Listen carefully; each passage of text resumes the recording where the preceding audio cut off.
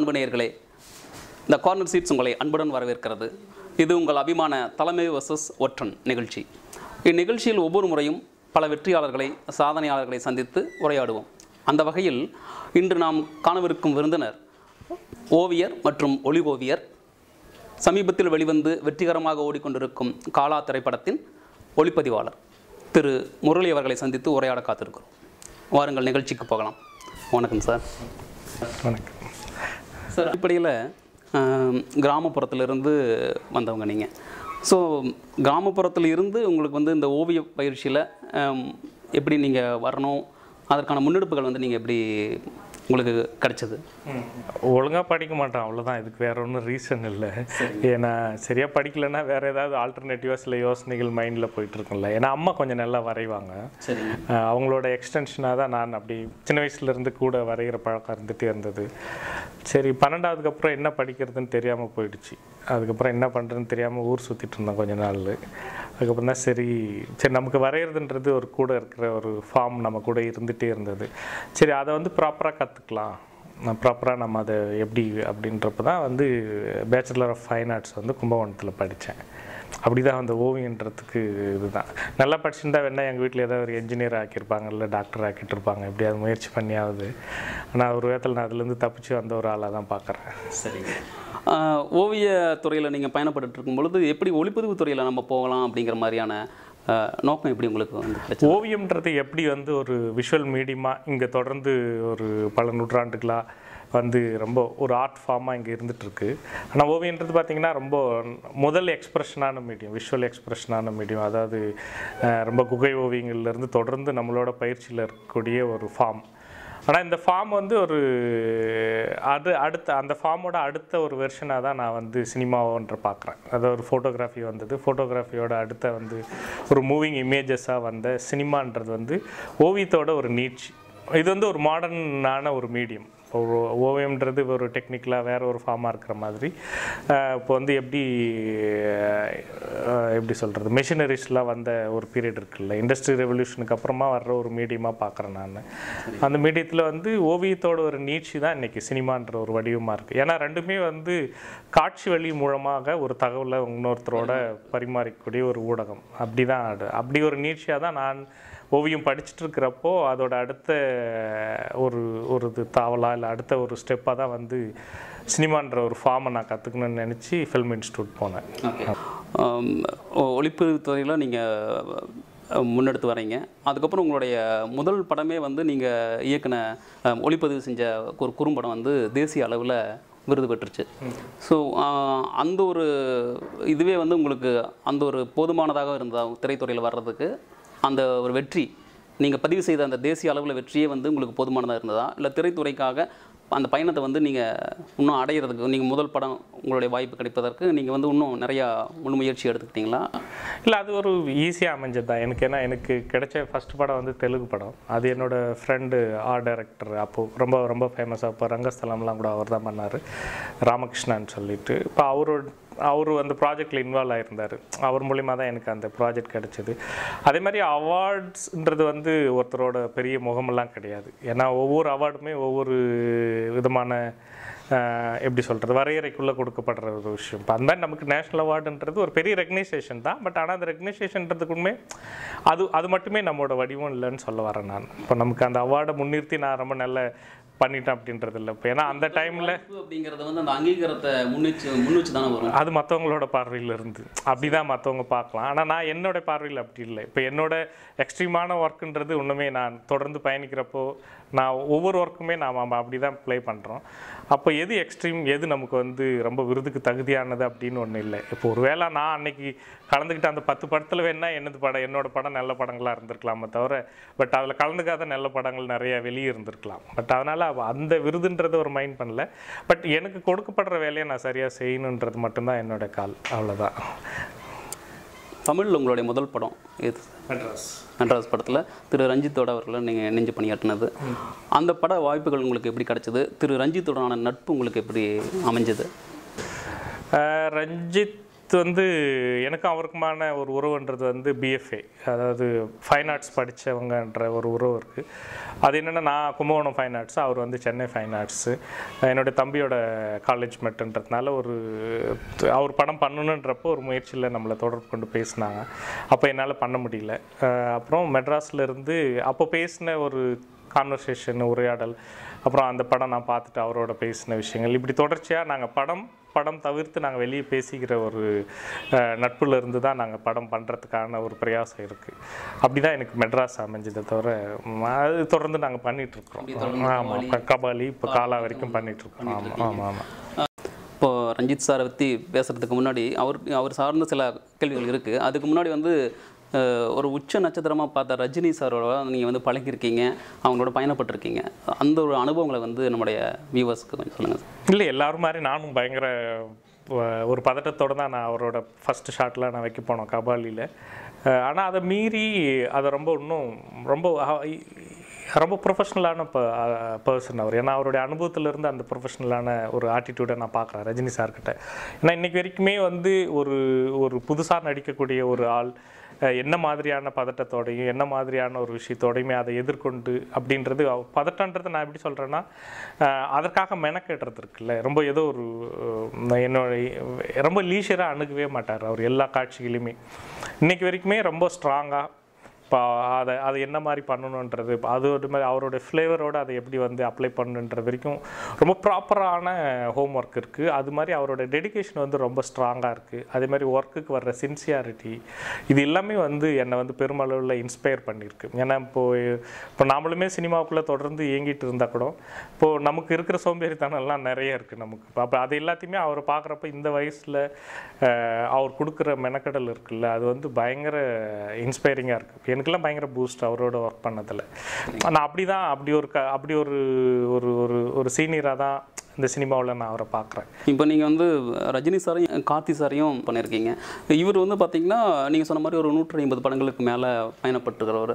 ஆனால் கார்த்தி சார் அப்படி இல்லை, ஒரு 10-15 படங்கள் வந்து தன்னுடைய திறமையை வெளிக்காட்டி வந்திருக்காரு. ஸோ அவருக்கும் இப்போ இருக்கக்கூடிய இளம் நடிகரான கார்த்திக்குக்கும் ஏதாவது ஒரு துறையில் மாறுபாடு நீங்கள் பார்க்குறீங்களா? கார்த்தி சார் ரொம்ப இன்னும் எப்படி சொல்கிறது, இன்னுமே ஸ்கிரிப்ட் ஓரியன்டாக இன்னும் நிறைய டிஸ்கஷன் பண்ணுவார்.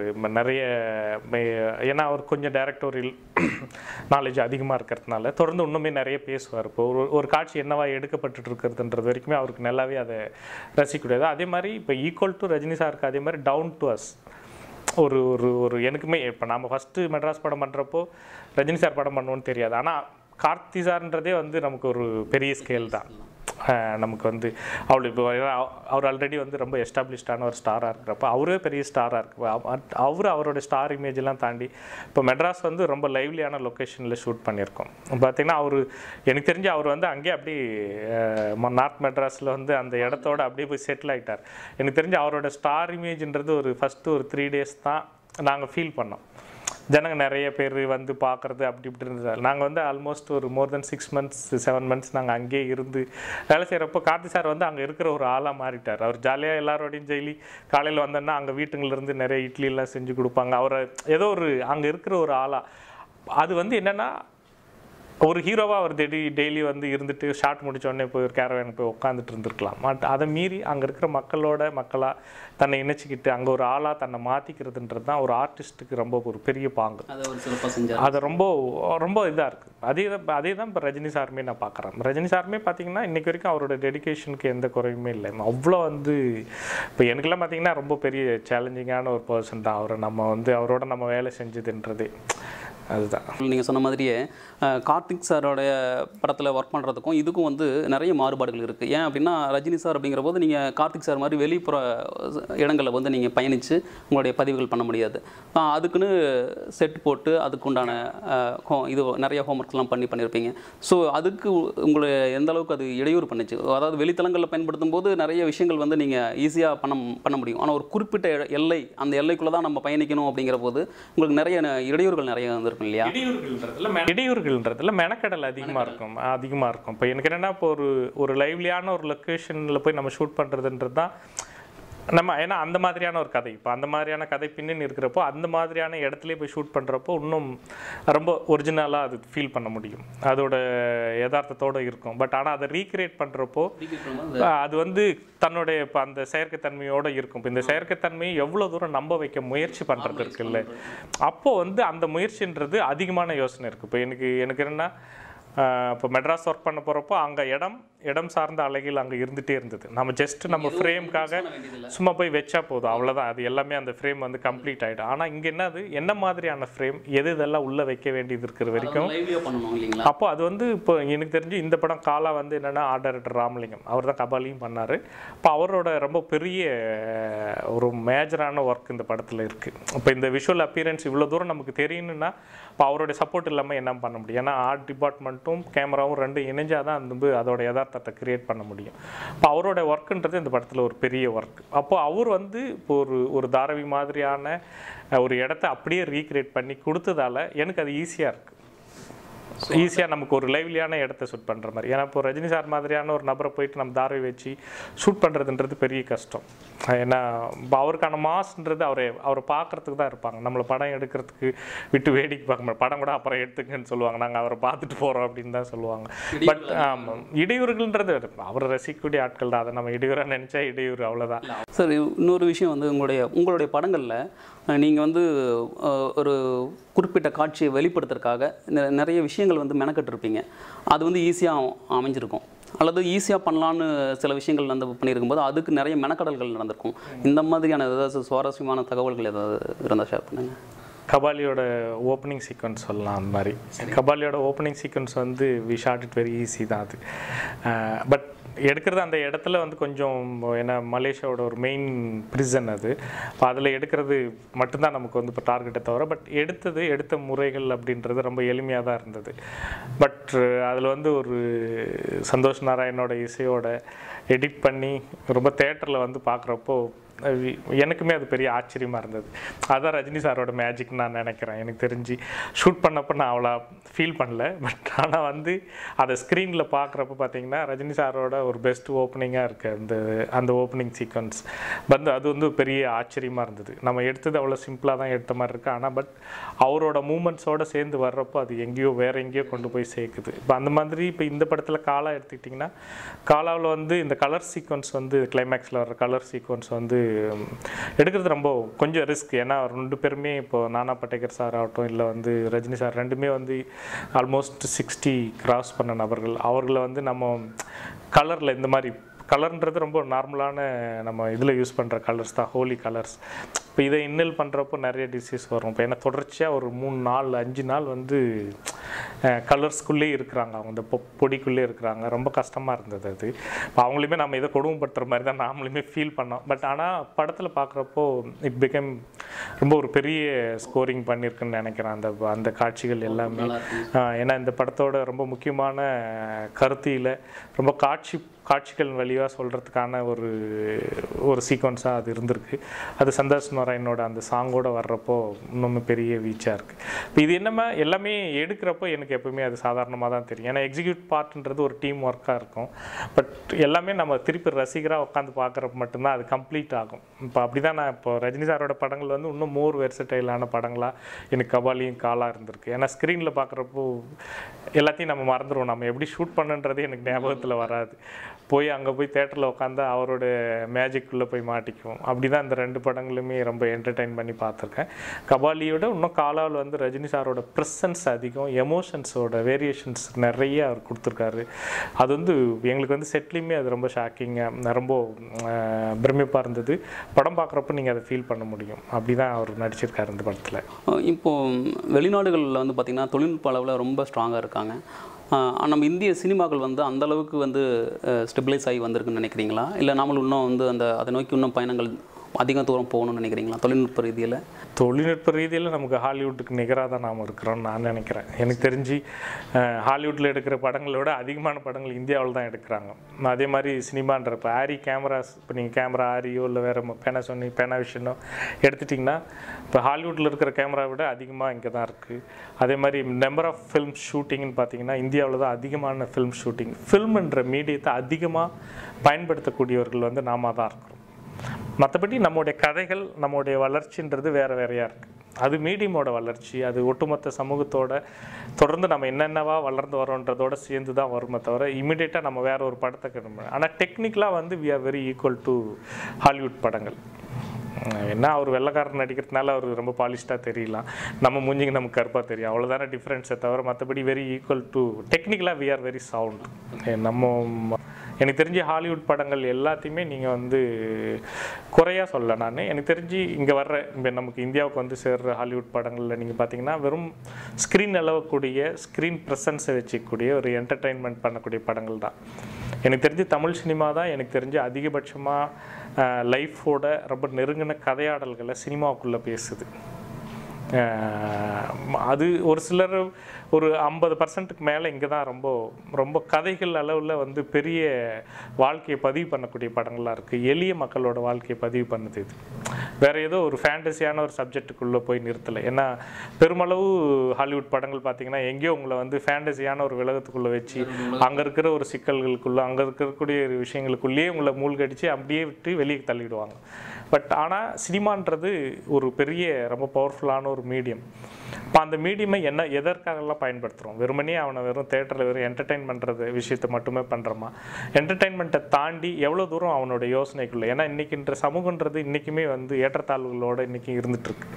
எங்கேயும் பெரிய போய் ஒரு தேட்டரில் போயிட்டு சுபிக்ஷமாக உட்காந்து ஹாயான்னு உட்காந்து பார்க்குற அளவுக்கு நமக்கு இன்னுமே பெரிய சொகுசுகான வாழ்க்கையை நோக்கி நம்ம இன்னும் நகரலை.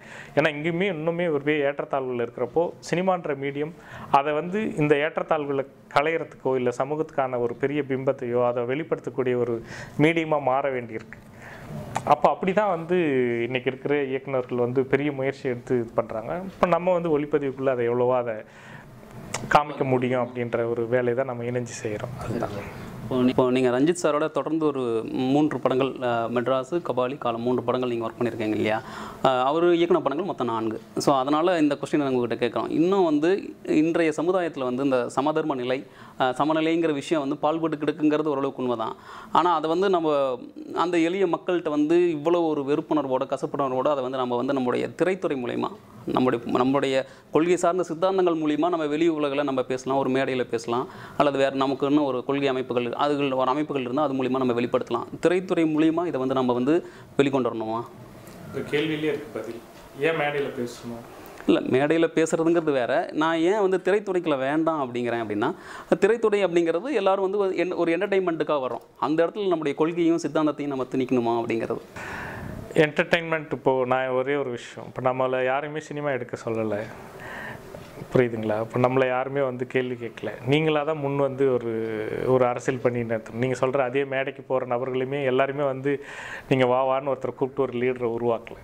இப்போ அவருடைய முன்னெடுத்தலிருந்து தான் அவர் ஒரு மேடை ஏறி இந்த சமூகத்தில் இருக்கக்கூடிய அவலங்களை முன்னிறுத்துறாரு. அப்போது கொடுக்கப்படுற மீடியம் தொடர்ந்து இன்றைக்கி வரைக்கும் ரொம்ப எல்லாருக்கும் போய் சேர்ற ஒரு மீடியமாக வந்து சினிமா இன்றைக்கி இருக்குது. நீங்கள் மேடை போட்டு கூப்பிட்டிங்கன்னா கூட வந்து யாருமே உங்களை வந்து உட்காந்து கேட்குறதுக்கு ஆட்கள் இல்லை. ஆனால் ஒரு சினிமாவுக்கு வந்து பார்க்குறதுக்கு வந்து ஜனங்க விருப்பப்பட்டு வந்து பார்க்குறாங்க. அப்போ சினிமான்ற மீடியம் தொடர்ந்து இங்கே என்னவா இருக்குது? ஏதோ ஒரு பொய்யான தகவல்கள், நான் சொன்ன அந்த ஃபேண்டசிக்குள்ளே உங்களை மூழ்கடிச்சு என்டர்டெயின் பண்ண வைக்கிறது இல்லை. இப்போ உங்களுக்கு அப்பாற்பட்டு உங்களுக்கு சம்மந்தம் இல்லாத ஒரு விஷயங்களை உங்களோட பேச வேண்டியதில்லை. ஏன்னா இப்போ இங்கே இருக்கிற சமூக ஏற்றத்தாழ்வுகள் இன்னுமே தொடர்ந்து இங்கே இருந்துகிட்டே இருக்கிறப்போ அந்த பிரச்சனைகளை வந்து முன்னெடுக்கக்கூடிய ஒரு மீடியமாக இந்த சினிமா மாற வேண்டியிருக்கு.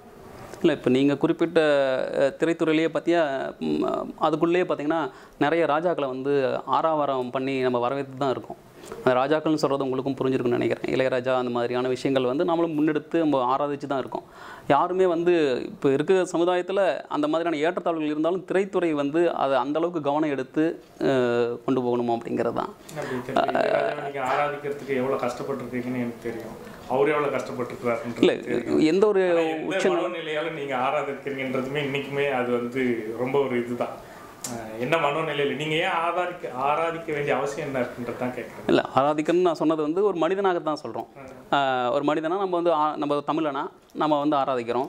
ஆனால் வந்து அந்த மாதிரியான ஒரு நிலைமை இல்லை அப்படிங்கிற ஒரு வெறுப்புணர்வு வந்து நம்ம இன்னும் வந்து வெளிப்படுத்திக்கிட்டே இருக்கணுமா? நம்ம வந்து ஒரு சமதர்ம சமுதாயத்தை நம்ம ஏன் அப்படி சொல்கிறோன்னா, இன்றைக்கி இருக்கக்கூடிய சமூக ஊடகங்களுடைய பெருக்கத்துக்கு அப்புறம் பார்த்திங்கன்னா எல்லா விஷயங்களையும் எல்லாருமே வந்து பரிதாபப்படுறோம்.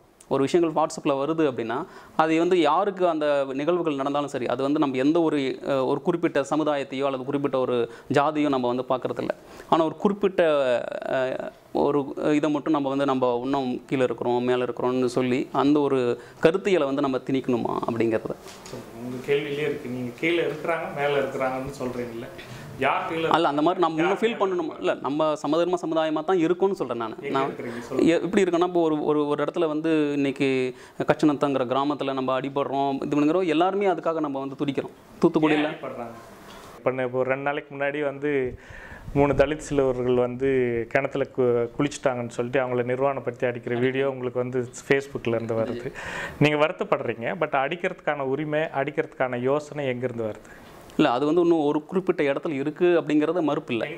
சாலைகளில் வந்து மேடு பள்ளங்கள் அப்படிங்கிறது சாலைகளில் மேடு பள்ளங்கள் இருக்க தானே சார் செய்யும். அது ஒன்று நம்ம வந்து சமன்படுத்துறதுக்கான முயற்சிகளை நம்ம ஈடுபடுறோம். எங்கே சமனம் ஆயிருக்குன்னு கேட்குறோம். இளைஞர்கள் மத்தியில் சமனாக இருக்குங்கிறது எங்களுடைய பார்வையாக இருக்குது. அந்த கச்சனத்தில் வெட்டி கொல்லப்பட்டவர்கள் இளைஞர்கள் இல்லையா? இளைஞர்கள் பாதிக்கப்பட்டிருக்காங்க. ஆனால் இது பெருமளவுள்ள இளைஞர்கள்ட்ட வந்து ஒரு சமதர்மமான ஒரு சூழ்நிலை வந்து முயற்சிகள் நடக்குது. இல்லைன்னு சொல்லல, முயற்சிகள் நடக்குது. இது தொடர்ந்து இந்த முயற்சின்றது ஏனோ அப்படி தானால நிகழ்ன்றது. இன்றைக்கி ஒரு மார்க்ஸ் எப்படி வந்து உருவாகி தொழிலாளர்கள் போராடின மாதிரி, பெரியார் எப்படி வந்து இங்கேருந்து சமத்துவத்துக்காக போராடின மாதிரி, அம்பேத்கர் எப்படி வந்து இங்கே தொடர்ந்து வந்து ரொம்ப அடித்தட்டு மக்களுக்கான போராட்டத்தை முன்னெடுத்த மாதிரி தொடர்ந்து இது வலியுறுத்தப்பட்டுட்டே இருந்தால் தான் இருக்குது. இப்போ நீங்கள் வளர்ச்சின்றது ஒரு இடத்துல இருந்து இன்னொரு இடத்த நோக்கி நகர்ந்துட்டுருக்கு. ஆனால் நீங்கள் சொன்ன மாதிரி சமநிலையான ரோடு இங்கே ஒன்றுமே இல்லை. அந்த ரோடு உருவாகிட்ட அப்புறம் வேணால் நீங்கள் பேசலாம் இதெல்லாம். அதுக்கு முன்னாடி வரைக்கும் இது பேசவே முடியாது. தொடர்ந்து இது பேச அதாவது சொல்லுவாங்க நம்ம கரெக்டாக வெண்ணெய் திரண்டு வரும்போது பானையை உடைச்ச கதையாக அந்த மாதிரியான நிகழ்வுகளை நம்ம மறந்து ஒரு சமதர்ம சமுதாயமான ஒரு நிலைமையை நம்ம வந்து நோக்கி பயணப்படும். சொல்கிற வெண்ணெய் திரண்டு வர்றதெல்லாம் கற்பனையில் இருக்குது. இன்னும் எங்கேயுமே வெண்ணெய் திரள்றதுக்கான ஒரு சூழலுமே இங்கே சூழலே உருவாகலைன்னு சொல்ல வரேன். நான் அதை தான் சொல்ல வரேன். அந்த சூழல் உருவாயிடுச்சுன்னா உண்மையிலேயே ரொம்ப சுபிட்சமான ஒரு உலகத்தை நோக்கி நாமளும் நகர்ந்துருவோம்.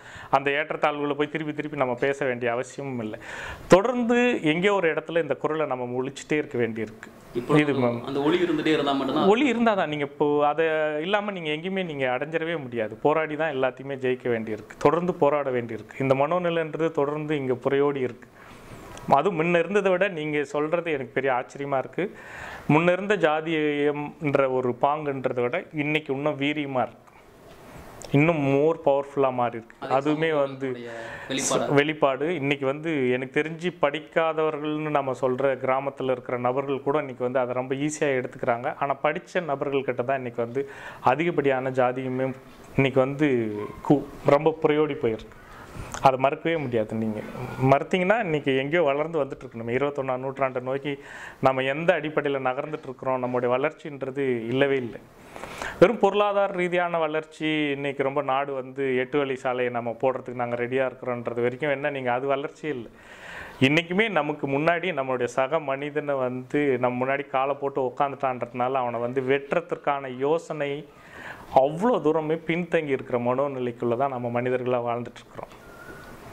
இதை வந்து எங்கேயுமே சமநிலையை அடைஞ்சிருச்சுன்னு வந்து வெறுமனே வார்த்தைகளை சொல்லிக்கலாம், மீடியமில் சொல்லிக்கலாம்.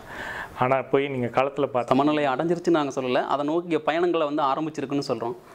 அது ஆரம்பிச்சது இப்போ இருக்கக்கூடிய சமகால இளைஞர்கள். அந்த இளைஞர்கள் தொடர்ந்து வலியுறுத்த வேண்டியது சக மனிதன்னு நான் சொல்லிக்கிறதுக்கே நாங்கள் போராட வேண்டி இருக்கிற சூழலாக இங்கே தொடர்ந்து இருந்துகிட்டே இருக்கு. சரிங்க, அதை முன்னிறுத்த வேண்டும். அப்போ சினிமான்ற மீடியம்ன்றதுமே ரொம்ப தொடர்ந்து எனக்கு தெரியல. எனக்கு தெரிஞ்சு இதுக்கு முன்னாடி நீங்கள் இந்த கேள்வியை நீங்கள் ஏன் கேட்குறீங்கன்றதை ரொம்ப நான் டேரெக்டாகவே சொல்ல வரேன். நாங்கள் எனக்கு தெரியல இது இந்த மீடியம் எவ்வளோ தூரம் நீங்கள் கொண்டு போய் சேர்ப்பீங்கன்னு தெரியல.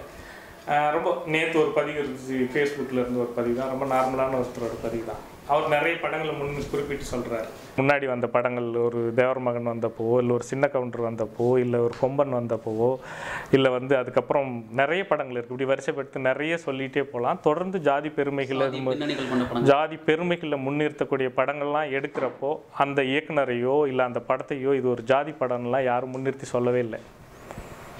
ஆனால் ஒரு ரஞ்சித்ன்ற ஒரு நபர் வந்து ஒரு குறிப்பிட்ட சமூகத்தை வந்து நீங்கள் அவர் வந்து போர்ட்ரேட் பண்ணுறாரு அப்படின்னோடனே அவர் ஒரு பெரிய ஜாதி வெறியை தூண்டக்கூடிய ஆளாக பார்க்குறாங்க. இருக்குங்க, அதை தான் சொல்கிறேன். அப்போது இப்போ இந்த கால் அப்போ பார்க்குற நபர்கள்கிட்ட இருக்கா இல்லை அவர்கிட்ட இருக்கான்றது தான் கேள்வி. அவருடைய இதே கேள்வி தான் நான் வேறு மாதிரி நான் கேட்கலான்னு நினைக்கிறேன். இப்போ நீங்கள் சொல்கிறீங்க கரெக்டு தான். ரஞ்சித் வந்து ஒரு குறிப்பிட்ட சாதியை நோக்கி பயணப்படுறாருன்னு நீங்கள் சொல்கிறீங்க இல்லையா? சாதியை நோக்கிலாம் அவர் பயணம், ஒரு சமுதாயத்தை, சமுதாயம். எனக்கு தெரிஞ்சு அவர் வந்து ஒரு ஒடுக்கப்பட்ட மக்களுக்கான ஒரு வாய்ஸாக தான் இருக்கிறார் இன்னைக்கு வரைக்கும். எனக்கு தெரிஞ்சு அம்பேத்கர்ன்றவர் வந்து பார்த்தீங்கன்னா இன்னைக்கு வந்து ஒரு சட்ட மேதையாக பார்க்கலாம், இன்னைக்கு வந்து ஒரு மாபெரும் தலைவராக பார்க்கலாம். ஆனால் இன்னைக்கு வரைக்கும் அம்பேத்கர் ஃபோட்டோவை நீங்கள் ஸ்க்ரீனில் பார்த்தீங்கன்னா அவர் ஒரு ஜாதியான பர்சனாக தான் பார்க்குற மனோபாவம் இருக்குது. இல்லை, அது வந்து அம்பேத்கருக்கு மட்டும் இல்லை சார், காமராஜருக்கும் இருக்குது, நிறைய எங்கே இருக்குன்னு சொல்கிறேன். அது புறையோடி போயிருக்கு சில இடங்கள்ல, ஒரு மக்கள்கிட்ட இடங்கள்ல இல்லைங்க, பல இடங்கள்ல. சில இடங்கள்ல தான் நீங்கள் சொல்கிற ஏதோ ஒரு இடத்த நம்ம வெறும் இல்லை. நான் ஏன் சில இடங்கள்னு சொல்கிறேன்னா, இந்தியா வந்து இளைஞர்கள் மிகுந்த நாடு அப்படிங்கிறதுனால சில இடங்கள்னு இப்போ வயதானவர்களை நான் குறுக்கிடுறேன், வேற ஒன்றும் இல்லை. இன்னொரு விஷயம் வந்து பார்த்திங்கன்னா, நீங்கள் சொன்னதே தான். அவர் ரஞ்சித் சார் வந்து தன்னுடைய படங்களில் வந்து கபாலி ஆகட்டும், காலா ஆகட்டும், அதுக்குன்னு ஒரு குறிப்பிட்ட டோன் வச்சு தான் பண்ணுறாரு. அதாவது என்ன, அவர் தன்னுடைய கதாபாத்திரம், முன்னணி கதாபாத்திரத்தை வந்து எப்படி சொல்கிறதுனா, ஒரு அம்பேத்கர் மாதிரி ஒரு பெரிய ஒரு ஹீரோவாக காமிக்காமல், சமுதாயத்தில் வந்து நம்ம வேறு ஒரு நெகட்டிவான கேரக்டரை அவர் வந்து பாசிட்டிவாக காமிக்கிறாரோ அப்படிங்கிற விஷயங்கள் இருக்குது. அதாவது என்னென்னா, அவங்கள இன்னும் வந்து ஒரு ரவுடி மாதிரியான விஷயங்களை வந்து இன்னும் ஒரு ஹீரோவாக நம்ம பயன்படுத்தும் போது சமுதாய மக்கள் அதை ஏற்றுக்கிறதுக்கு கொஞ்சம் தயங்குவாங்க இல்லையா? அந்த மாதிரியான கேள்விகள் தான் நாங்கள் வந்து அவர்கிட்ட. நெகட்டிவ்ன்றதை எங்கேருந்து பார்க்குறீங்க நீங்கள்? பாசிட்டிவ் சைடு இருந்து பார்க்குறீங்களா இல்லை இந்த சைடு இருந்து பார்க்குறீங்களான்றது தான் கேள்வி. எந்த போலில் நீங்கள் நிற்கிறீங்கன்றது தான் இருக்குது. தெரியல, அதுதான் எனக்கு தெரியல. எனக்கு அதுதான் இப்போ எனக்கு தெரிஞ்சு இப்போது நார்த் மெட்ராஸ் ஃபுல்லாக வெறும் ரவுடிகள் நிறைஞ்ச இடமா நீங்கள் பார்க்குறதா தான் பார்க்குறேங்க. நான் அப்படி சொல்ல வரல, என்னுடைய கேள்வியை மாற்றிட்டீங்க. நாங்கள் அந்த மாதிரி சொல்ல வரல. நம்ம பண்ணும்போது ஒரு நார்மலாக வந்து பார்த்திங்கன்னா, ஒரு கதாநாயகன் அப்படின்னா வந்து ஒரு நல்லது செய்கிற மாதிரியான விஷயங்கள் பண்ணுறவங்கள நம்ம முன்னெடுக்கணும். அது இல்லாமல் அவர் வந்து ஒரு நெகட்டிவான ரோல், வில்லன் மாதிரியான ஒரு இவர் வந்து நம்ம கதாநாயகனமான உட்புகுத்தும் போது அதுக்கான வெளிப்பாடு தான் வந்து சமுதாயத்தில் இருக்கோ. ஏன் வந்து ரஞ்சித் சாருடைய படங்களுக்கு எதிர்ப்பு இருக்குன்னு சொன்னீங்க இல்லையா? அதுக்கான இதுவாக நாங்கள் கேட்குறோம். இல்லை, அதான் எப்படி பார்க்குறீங்கன்னு எனக்கு தெரியல. அதான் இப்போ உங்களோட பார்வையில் இப்போ நான் ஒருத்தர் இப்போ ஒரு கபாலியை வந்து ஹீரோவாக ரஞ்சித் முன்னிறுத்துறாரு, காலாவை ஹீரோவாக முன்னிறுத்துறாரு. அவர் எங்கே வந்து வில்லனாக இருக்கிறாருன்னு தான் கேட்குறேன் நான். வில்லனோட பார்வையில் இவர் வில்லனாக இருப்பார், நீங்கள் ஹீரோவோட பார்வையிலிருந்து பார்த்தீங்கன்னா அவர் வில்லனாக தெரிவார். இவ்வளோ தானே தவிர மற்றபடி ரெண்டு பேருமே ரெண்டு கருத்தியல். கபாலின்றதுமே காலான்றதுமே ஒரு ஒடுக்கப்பட்ட மக்களோட ஒரு கருத்தை முன்வைக்கக்கூடிய முகங்கள், அவருடைய முகங்கள் தானே தவிர. அதுதான் முகங்கள். இந்த முகங்கள் உங்களுக்கு வில்லத்தனமாக தெரியுதுன்னா நீங்கள் you are been the opposite சைடுன்னு அர்த்தம். அவ்வளோதான், வேறு ஒன்றும் இல்லை. இதில் டிஃப்ரென்ஸே அதான். ரஞ்சித் சார் ஒரு படவிழாவில் அல்லது ஏதோ ஒரு திரைவிழாவில் வந்து குறிப்பிட்டார், திரைத்துறை வந்து ஒரு குறிப்பிட்ட 2 சாதிகள் தான் வந்து ஆக்கிரமிச்சிருக்கு அப்படின்னு சொன்னார். அப்போ அதை விழுத்து இவர் 3வது ஒரு விஷயமாக கட்டமைக்க விரும்புகிறாரா? இன்னும் இவருடைய ஏன் அந்த மாதிரியான இது கேட்குறேன்னா, அவரும் பார்த்திங்கன்னா அவருடைய முக்கிய தொழில்நுட்ப இதில் வந்து பார்த்திங்கன்னா ஒரு குறிப்பிட்ட நபர்களையே வந்து அவர் சார்ந்து தானாக அமைச்சிக்கிறாரா அமைதானது எங்களுக்கு தெரியல, நாங்கள் வெளியிலேருந்து பார்க்குறோம்.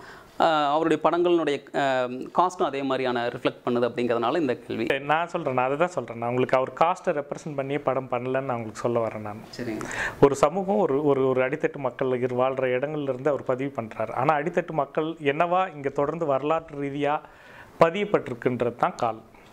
யார் உங்களுக்கு காஸ்ட் அடையாளத்தை கொடுத்தாங்க? யார் கொடுக்கப்பட்டது? யார் கொடுக்குறாங்க இந்த காஸ்ட்? என்ன கேட்குறீங்க? இல்லை, தொடர்ந்து நான் இதுதான் நான் சொல்கிறேன். இப்போ இந்த கேள்விகள் தொடர்ந்து கேட்கப்பட்டுட்டே இருக்குது.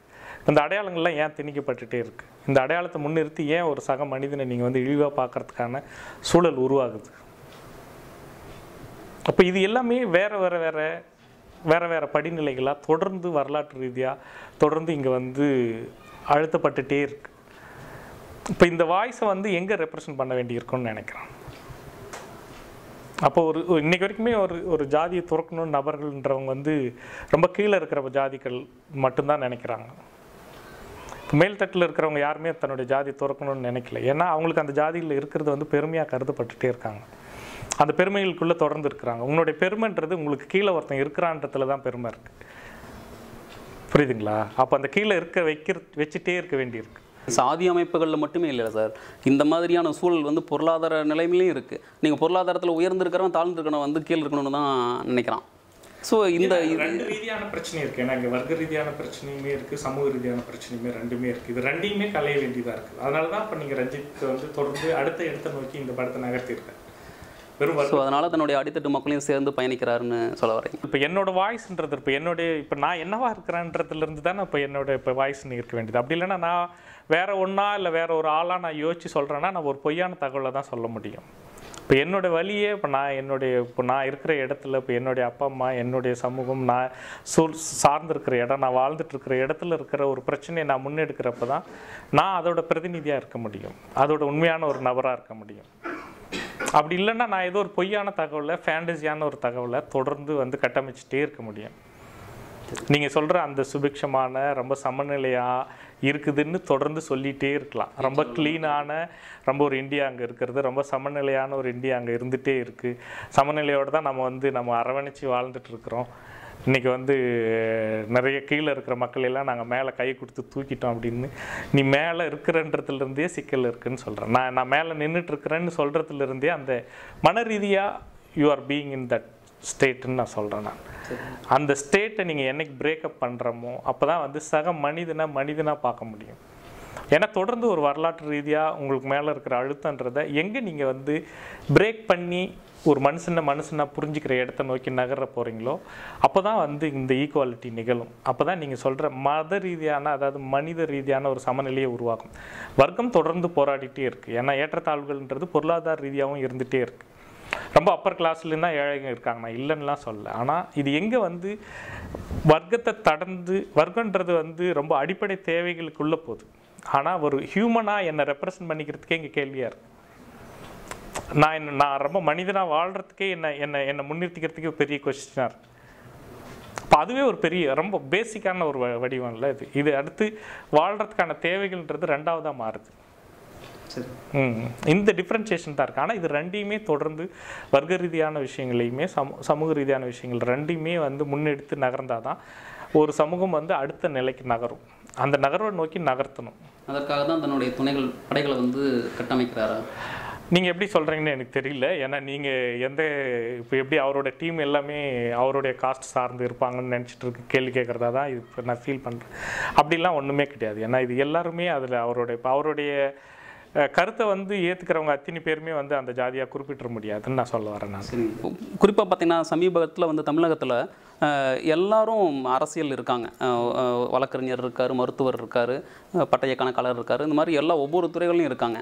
ஆனால் திரைத்துறை மட்டும் உள்ளே வந்தால் அவங்க ஏதாவது ஒரு கருத்தை முன்மொழிஞ்சால் அதை ஏன் எதிர்க்கிறாங்க? அந்த மாதிரியான ஒரு நிலைமை ஏன் தமிழ்நாட்டில் இருக்குன்னு நினைக்கிறீங்க? பிஸ்னஸ் ஃபஸ்ட்டு, ரெண்டாவது இந்த பிஸ்னஸ் மூலமாக ரொம்ப மாஸ் மீடியா ஒரு தகவல் ரொம்ப சாதாரணமாக இன்றைக்கி எனக்கு தெரிஞ்சு இன்றைக்கி இது என்னவா ரெப்ரசன்ட் ஆகுதுன்னு தெரியல. ஆனால் இது ஒரு அதிர்வு உருவாக்கியிருக்கு, இது ஒரு டிஸ்கஷனை உங்களுக்குள்ளே உருவாக்கியிருக்கு. காலான்றது இன்றைக்கி ரொம்ப மேலே இருக்கக்கூடிய ரொம்ப மேம்போக்கு ரொம்ப க்ளீன்னு சொல்லப்படுற ஒரு விஷயங்கள் தொடர்ந்து, ஏன்னா நிறைய லேயர்ஸை இந்த படத்தில் ஒர்க் பண்ணுறாங்க. ராவணன் சவுத் இண்டியன்ஸ் எல்லாமே அரக்கர்கள்னு சொல்லப்படுற ஒரு பாங்கை பிரேக் பண்ணுறாரு, ஏகலைவனை முன்னிறுத்துறாரு. இப்போ இந்த மாதிரி தொடர்ந்து எங்கெங்கெல்லாம் வரலாற்று ரீதியாக தொடர்ந்து ஒரு சமூகத்தை ரொம்ப அழுத்திட்டே இருக்கிற ஒரு இதுக்கு எதிரான ஒரு குரலாக இருக்குது.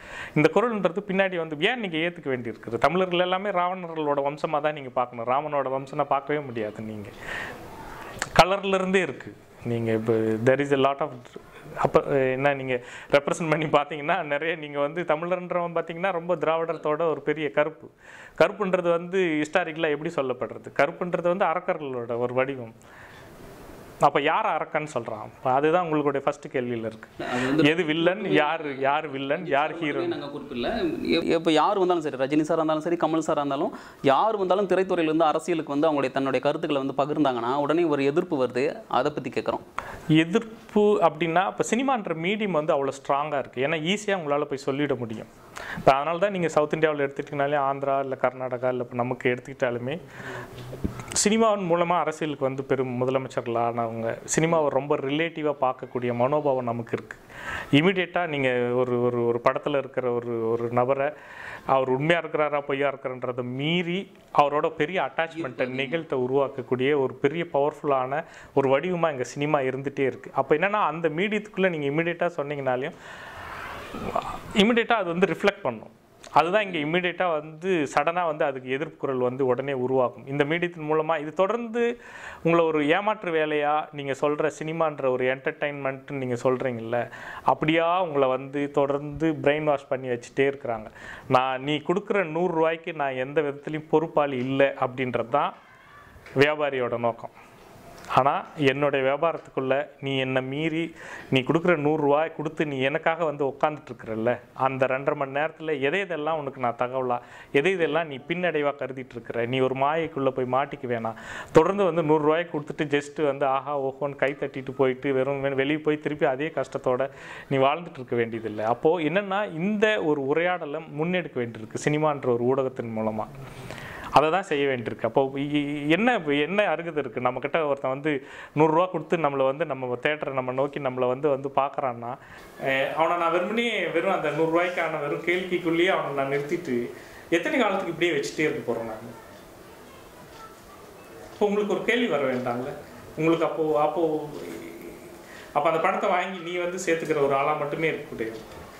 அப்போ என்னென்னா என்னை நம்பி வரக்கூடிய. இப்போ நீங்கள் என் பேச்சு நீங்கள் வந்து 5 நிமிஷம் கேட்குறீங்கன்னா, குறைந்தபட்சம் நீங்கள் கொடுக்குற அந்த 5 நிமிஷத்துக்குள்ளே நான் உன்னுடைய சூழலையும் உன்னை சுற்றி இருக்கிற மாயையும் நான் வந்து சொல்லி புரிய வைக்க வேண்டிய அந்த காலம் செய்ய வேண்டியதுக்கு ஒவ்வொரு கலைஞனுக்கும் ஒவ்வொரு சமூக பொறுப்பாளிக்கும் இருக்க வேண்டிய முக்கியமான ரெஸ்பான்சிபிலிட்டின்னு நான் நினைக்கிறேன். அந்த ரெஸ்பான்சிபிலிட்டியை சினிமான்ற ஒரு ஊடகத்துக்குள்ளே டோட்டலாக பெரிய அப்படியே ஒரு மாறுபட்ட ஒரு வடிவமாக கொடுக்காம, குறைந்தபட்சம் உனக்கு பழக்கப்பட்ட வடிவத்திலிருந்தே சின்ன சின்ன அதிர்வுகளை மட்டுமே உங்களுக்குள்ளே உருவாக்க முடியும்னா, அந்த உருவாக்கத்துக்கான ஒரு பெரும் முயற்சி தான் ரஞ்சித்தோட பெரிய முயற்சி. அவரோட கூட சப்போர்ட்டிவாக நம்மளாம் இருக்கிறதுல ரொம்ப சந்தோஷம்.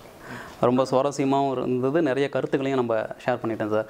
எங்களுடைய நிகழ்ச்சிகளை வந்து கலந்துக்கிட்டு நிறைய கருத்துக்களையும் உங்களுடைய திரை வாழ்க்கையினுடைய பயணங்களை பற்றியும் ஷேர் பண்ணிக்கிட்டீங்க.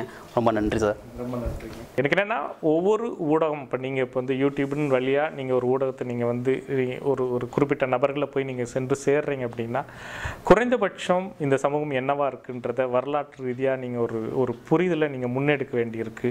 அந்த புரிதலிருந்து அடுத்த இடத்தை நோக்கி நகர்த்தணும். ஒரு சமூகம் அடுத்த வளர்ச்சியை நோக்கி நகர்த்துறதுக்கான முன்னெடுப்புகளை வந்து எல்லா ரீதியான எல்லா வடிவங்கள்லேருந்தையும் நம்ம செய்ய வேண்டியிருக்கு. அதை தவிர்த்துட்டு அதை மேலும் புல் டவுன் பண்ணுறதுக்கான எந்த யோசனையுமே வந்து நம்ம வந்து தவிர்க்க வேண்டியிருக்குன்றது மட்டும்தான் என்னோட கடமையாக நான் சொல்கிறேன். நன்றி. அந்த மாதிரியான கருத்துக்கள் நாங்கள் ஏதாவது பகிர்ந்துருந்தோன்னா எங்களை நீங்கள் அப்படிலாம் இல்லை.